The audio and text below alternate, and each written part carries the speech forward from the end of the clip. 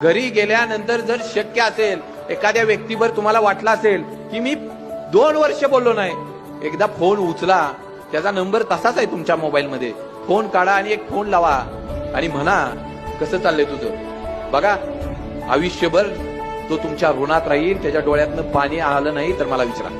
एकदा वाटतंय ना, हे नातं नाही तुटलं पाहिजे. कुणाचं तरी ऐकून नातं तोडू नका. आम्ही पूर्वी आमच्या घरात एखादा कपडा फाटला, कपडा आमचा जीर्ण झाला तर आई आमची टाचायची, रोपू करायची, आम्ही तो ड्रेस परत घालायचो. पण जर आता आमचा शर्ट फाटला तर आम्ही नवीन ब्रँडेड घेऊन येतो, परंतु तो रुपू करण्याचा प्रयत्न करत नाही, लगेच बदलून टाकतो. आमच्या नात्याचं पण असंच आहे. आमचं नातं थोडं इकडे तिकडे झालं ना, आम्ही नातं बंदच करून टाकतो, नवीन नाती शोधतो. मित्रांनो, कुणाच्या तरी सांगण्यावरनं नातं लांब नेऊ नका ना. 2 पावलं पुढे जावा आणि बोला तरी.